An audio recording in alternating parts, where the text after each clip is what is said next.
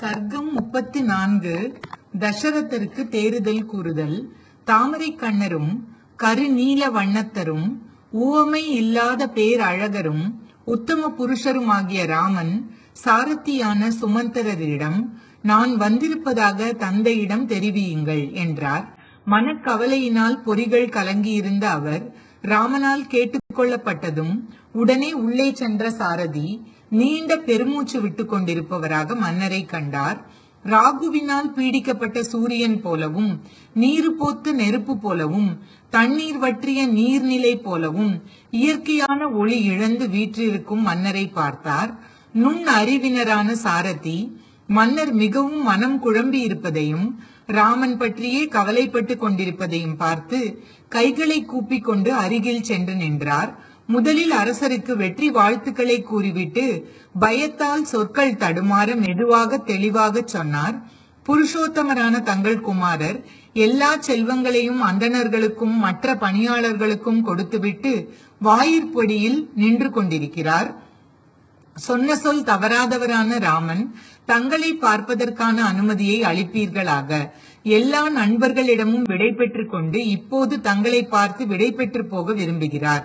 பெரும் காட்டிற்கு போய்கொண்டிருக்கும் அவர் கிரணங்களோடு கூடிய சூரியன் பிரகாசிப்பதை போல அரசருக்கு வேண்டிய எல்லா பண்புகளாலும் பிரகாசிக்கிறார். மன்னரே, அவரை தாங்கள் பார்க்க வேண்டும்.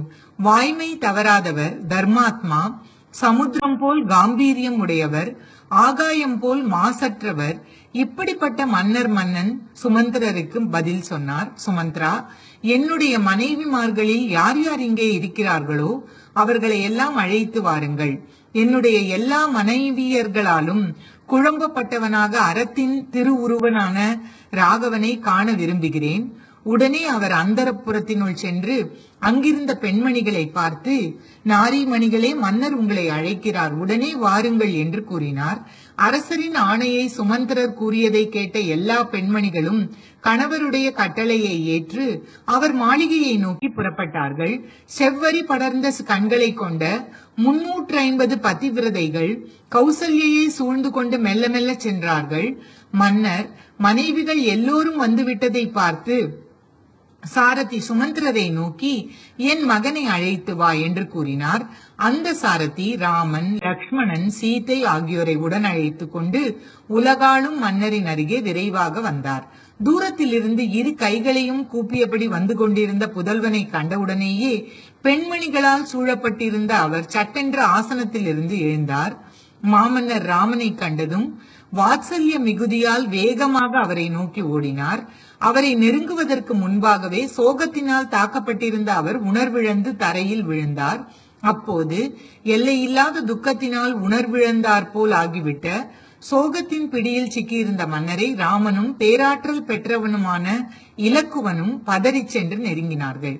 இங்கு இவ்வாறு இருக்கும்போது அரச மாளிகைக்குள் ஆயிரக்கணக்கான பெண்கள் கைகளை ஆட்டி ஆட்டி பேசியதால் அணி கலன்களின் ஒலியுடன் ஓ ராமா, ஹே ராமா என்ற துயர ஒலியும் சேர்ந்து எழுந்தது. ராம லக்ஷ்மணர்கள் தம் கைகளால் அவரை அணைத்து தூக்கி சீத்தை உதவி செய்ய வாய்விட்டு அழுது கொண்டே கட்டிலில் உட்கார வைத்தனர். சோக கடலில் மூழ்கி தத்தளிக்கும் மன்னருக்கு சிறிது நேரம் சென்றதும் பிரக்ஞை வந்தது.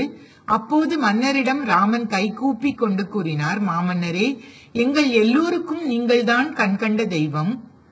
தண்டகாரண்யம் போவதற்கு புறப்பட்டு கொண்டிருக்கும் நான் தங்களிடம் விடை பெற்று போக வந்திருக்கிறேன். மங்களம் தரும் தங்கள் திருப்பார்வையால் எங்களை நோக்கி அருள்வீராக. லக்ஷ்மணனுக்கும் தாங்கள் உத்தரவு கொடுக்க வேண்டும். சீத்தையும் என்னுடன் காட்டிற்கு வருகிறாளாம். நியாயமான பல காரணங்களை கூறி அவர்களை தடுக்க முயன்றேன். ஆனால் அவர்கள் அதை ஏற்கவில்லை. பிறரை கௌரவிக்கும் நல்லியல்பு உடையவரே, சோகத்தை விட்டு விடுங்கள். பிரம்மா தன் மானச புத்திரர்களான சனகாதிகளுக்கு அனுமதி கொடுத்ததை போல் லக்ஷ்மணன், நான், சீதை ஆகிய மூவருக்கும் அனுமதி கொடுங்கள். காட்டிற்கு செல்வதற்காக எவ்வித பதற்றமும் இல்லாமல் மாமன்னரின் உத்தரவை எதிர்பார்த்து கொண்டிருக்கும் ராகவனை நோக்கி மன்னர் கூறினார், ரகுகுல மாணிக்கமே, கைகேயிக்கு கொடுக்கப்பட்ட வாரத்தினால் நான் மதி மயங்கி கிடக்கிறேன். என்னை அடக்கிவிட்டு இப்போதே நீ அயோத்திக்கு மன்னனாக ஆகிவிடு.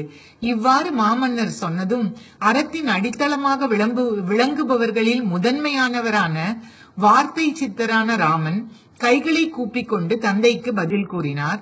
மன்னரே, தாங்கள் இன்னும் பல 1000 ஆண்டுகளுக்கு இந்த மண்ணுலகில் தலைவராக இருந்து வர வேண்டும். நான் தங்கள் சொல் சத்தியமாக்கப்பட வேண்டும் என்று விரும்புகிறேன். நான் காட்டில் எவ்வித துன்பமும் இல்லாமல் வசிப்பேன். 14 ஆண்டுகள் காட்டில் சுற்றித் திரிந்துவிட்டு, மன்னரே, தங்களால் வாக்களிக்கப்பட்ட பிரதிஜை கெடு முடிந்தவுடன் தங்கள் திருவடிகளில் தலை வைத்து வணங்குவேன். சத்திய பாசத்தால் கட்டுண்டு அதன் விளைவாக மனவேதனை ஒரு புறம், மற்றொரு புறம் கைகேயின் நிர்பந்தம், இவை இரண்டின் இடையில் அகப்பட்டு தத்தளிக்கும் மன்னர் ராமனை பார்த்து கூறினார். உனக்கு கீர்த்தி பெருகட்டும், பெருமைகள் வளரட்டும். குழந்தாய், நீ சௌக்கியமாக திரும்பி வருவாய். உன் பாதையில் இடையூறு அச்சம் இல்லாமல் இருக்கட்டும். மனம் தளராது சீர்மிகு பாதையில் செல்வாயாக. ரகுநந்தனா, மகனே, நீ சத்தியத்தின் ஆத்மா போன்றவன், தர்மத்திலேயே மனத்தை ஊன்றியவன். காட்டிற்கு போவது என்ற உன் முடிவிலிருந்து உன்னை யாராலும் திரும்ப முடியாது. நீ இன்று இரவு மட்டும் போகாதே. இன்னும் ஒரு நாள் உன்னை பார்த்து கொண்டிருக்கும் சுகத்தையாவது அனுபவிக்கிறேனே. இன்றிரவு மட்டும் தாயையும் என்னையும் கவனித்துக்கொள். எல்லா விருப்பங்களும் நிறைவேற பெற்றவனாக நாளை காலையில் உன் விருப்பப்படி செல்லலாம். செல்வமே, நீ யாராலும் செய்ய முடியாத அரிய செயலை செய்ய போகிறாய். ராகவா, என் விருப்பத்தின்படி நடக்க வேண்டும் என்ற காரணத்தால் உனக்கு இஷ்டமானவர்களை துறந்து மனித சஞ்சாரம் இல்லாத காட்டிற்கு போகிறாய். ராகவா, மகனே, நான் சத்தியமாக சொல்லுகிறேன், எனக்கு இதில் இஷ்டமே இல்லை. மேலே சாம்பல் படர்ந்து உள்ளே மறைந்திருக்கும் அனல் கங்குகள் போல பயங்கரமான எண்ணத்தை மனத்திற்குள் மறைத்து வைத்திருந்த ஒரு பெண்ணால் நான் நிலை தடுமாறி நிற்கிறேன். பரம்பரையாக வந்த வழக்கத்தை குலைத்து என்னை வஞ்சித்த கைகேயினால் ஏவப்பட்டு அந்த வஞ்சகத்தை பூர்த்தி செய்ய நீ துணிந்து விட்டாய். மகனே, நீ எவ்வளவு துன்பம் அனுபவிக்க நேரிட்டாலும் உன் தந்தையை சத்திய சந்தனாக்க விரும்புகிறாய். இது ஒன்றும் பெரிய ஆச்சரியமான விஷயம் அல்ல. குணம், பிறப்பு என்ற இரு வகையான பார்வையிலும் நீ என்னுடைய முதன்மையான புதல்வன் அன்றோ? பிறகு சோகத்தில் மூழ்கியிருக்கும் தந்தையின் சொற்களை லட்சுமணன் உடனிருக்க கேட்ட ராமன் மனம் நொந்து பின்வருமாறு கூறினார். இப்போது இங்கே தங்குவதால் என்னென்ன விருப்பங்கள் நிறைவேற பெறுவேனோ அவைகளை நாளைக்கு யார்தான் எனக்கு நிறைவேற்றி தரப்போகிறார்கள். ஆதலால் முழு மனத்தோடு இப்போதே வெளியேறுவதற்கு அனுமதியை தங்களிடம் கோருகிறேன். பல நாடுகள், குடிமக்கள், தன தானியங்கள் ஏராளமாக உடையதும் என்னால் உரிமை விட்டுவிடப்பட்டதுமான இந்த பூமண்டலம் பரதனுக்கு கொடுக்கப்படட்டும். காட்டிற்கு சென்று வசிப்பது என்ற என் முடிவில் இப்போது எந்த மாற்றமும் இல்லை. வேண்டும் வரங்களை கொடுப்பவரே மன்னரே, மனமுவந்து கைகேயிக்கு வரம் தந்தீர்களே, அதை முற்றிலுமாக நிறைவேற்றி வாக்கு தவறாதவர் என்ற பெருமையோடு இருங்கள். நான் தங்களுடைய கட்டளையை வாக்களித்த வண்ணமே நிறைவேற்றிக் கொண்டு 14 ஆண்டுகள் கானகத்தில் காட்டு மனிதர்களுடன் வசிப்பேன். தங்கள் மனத்தில் வேறு விதமாக எண்ண வேண்டாம். இந்த மண்ணுலகம் முழுவதையும் பரதனுக்கு கொடுங்கள். ரகுநாயகரே, தாங்கள் எனக்கு பட்டாபிஷேகம் என்று சொன்னபோது என்னுடைய அல்லது எனக்கு பிரியமானவர்களுடைய சுகத்திற்காக நான் அரசாட்சியை ஏற்றுக்கொள்வதாக சொல்லவில்லை.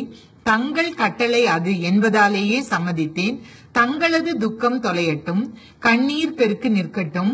ஆறுகளுக்கு தலைவனும் நிலை தடுமாற செய்ய முடியாதவனுமான ஆழ்கடல் எப்போதாவது கலங்கியதுண்டா? தாங்கள் மனம் குலைந்து போவது தங்களுக்கு தகுமா? நான் அரசுரிமையோ சுக சௌக்கியங்களையோ அன்புக்குரிய மனைவி மைத்திலியையோ இங்கேயுள்ள அனைத்து போகங்களையோ ஸ்வர்க்கத்தையோ ஏன் வாழ்க்கையை கூட நான் விரும்பவில்லை. இவைகள் என்னை விட்டு போனாலும் நான் பொருட்படுத்த மாட்டேன். தங்களுக்கு எதிரில் சத்தியத்தின் மீதும் புண்ணியங்களின் மீதும் ஆணையிட்டு சொல்கிறேன். புருஷோத்தமரே, தாங்கள் வாக்கு தவறாதவர், பேச்சு தவறுபவர் அல்லர் என்பதை நிலைநாட்டவே விருப்பம் கொண்டுள்ளேன். அன்பு தந்தையே, மாமன்னரே, இனிமேல் இங்கு ஒரு கணநேரம் கூட என்னால் இருக்க முடியாது. இந்த வருத்தத்தை பொறுத்துக் கொள்ளுங்கள். எதிர்மாறான ஒரு முடிவை காட்டிற்கு போகாமல் இருப்பதை நான் எடுக்கவே மாட்டேன். ரகுகுல திலகமே, காட்டிற்கு போ என்று கைகேயி என்னை வேண்டினார். நானும் போகிறேன் என்று சொல்லிவிட்டேன். அந்த சொற்களின் சத்தியத்தை பரிபாலனம் செய்கிறேன். மன்னரே, தங்கள் திருவுள்ளத்தில் வேதனை கொந்தளிப்பு ஏற்படக்கூடாது. சாந்த சுபாவம் உள்ள மான்கள் நிறைந்ததும் பலவகை பறவைகளின் இன்னொலிகள் நிரம்பியதுமான காட்டில் நாங்கள் இன்பமாக இருப்போம். தந்தையே, தந்தை என்பவர் தெய்வங்களுக்கெல்லாம் மேலான தெய்வம் என்று அறநூல்களில் கூறப்பட்டிருக்கிறது. ஆகவே தங்களை தெய்வமாகவே மதிக்கும் நான் தந்தையாகிய தாங்கள் இடும் கட்டளையை ஏற்று நடப்பேன். புருஷோத்தமரே, 14 ஆண்டுகள் முடிந்து நான் திரும்பி வருவதை தாங்கள் பார்க்கத்தான் போகிறீர்கள். எனவே மனக்குதிப்பை விட்டுவிடுங்கள். இந்த நாட்டு மக்கள் எல்லோரும் அழுது கண்ணீர் பெருக்கிக் கொண்டிருக்கிறார்கள். எந்த ஒருவரால் அவர்கள் தைரியம் மூட்டப்பட வேண்டுமோ அப்படிப்பட்ட தாங்களே மனத்தளர்ச்சிக்கு இடம் கொடுத்தால் எப்படி? இந்த நகரம், இந்த நாடு, ஏன் இந்த பூமண்டலத்தின் மீது எனக்குள்ள உரிமையை மனப்பூர்வமாக துறந்து விட்டேன். இவைகளை தாராளமாக பரதனுக்கு கொடுங்கள். நான் தங்கள் கட்டளையை சிற மேற்கொண்டு நீண்ட காலம் வசிப்பதற்காக காட்டிற்கு போகிறேன். அநேக மலைகள், பட்டணங்கள், உபவனங்கள் அடங்கியதும் எல்லாவித நற்பேறுகளை பெற்றதும் நன்றாக வரையறுக்கப்பட்ட எல்லைகளை உடையதும் என்னால் உரிமை விட்டு கொடுக்கப்பட்டு விட்டதுமான இந்த பூமியை பரதன் ஆளட்டும். மன்னரே, தங்களால் வாக்குதத்தம் செய்யப்பட்டது எதுவோ அது அப்படியே இருக்கட்டும். மாசற்றவரே, தங்களது கட்டளையை நிறைவேற்றுவது என்பது சான்றோர்கள் வகுத்து தந்த நெறி. என்னுடைய மனம் அதை பின்பற்றுவதில்தான் ஆர்வத்தோடு இருக்கிறதே தவிர சிறப்பான ராஜபோகங்களை அனுபவிப்பதிலோ உடல் சௌக்கியத்திலோ இல்லை. எனவே தாங்கள் படும் மன துயரத்தை விட்டுவிடுங்கள். புண்ணியாத்மாவே, தங்களை வாக்கு தவறியவராக செய்து அதனால் கிடைக்கும் அரசு, பல்வகையான போகங்கள், அழிவில்லாத பேரின்பம், அன்புக்குரிய சீத்தை, ஏன் நானே உயிர் வாழ்வதையும் கூட விரும்பவே மாட்டேன். என்னுடைய ஒரே நோக்கம் தங்களுடைய வாக்குறுதி சத்தியமானதாக ஆக்கப்பட வேண்டும் என்பதே. காட்டில் பல வகையான அழகழகான மரங்களையும் மலைகளையும் நதிகளையும் நீர்நிலைகளையும் கண்குளிர பார்த்து கொண்டு பழம் கிழங்குகளை புசித்துக் கொண்டு இன்பமாக காலம் கழிப்பேன். தாங்கள் மனம் அமைதி அடையட்டும். இவ்வாறு ராமன் கூறி முடித்ததும் மகனை பிரிய வேண்டியிருக்கிறதே என்ற சோகத்தினாலும் ஆலோசனை இல்லாமல் கைகேயிக்கு வரம் கொடுத்து விட்டோமே என்ற துக்கத்தினாலும் தாக்கப்பட்டு செல்வகுமாரனை மார்புற தழுவிக்கொண்டு முற்றிலும் உணர்விழந்து மூர்ச்சை அடைந்தார். கொஞ்சம் கூட அசைவு இல்லாமல் தரையில் கிடந்தார்.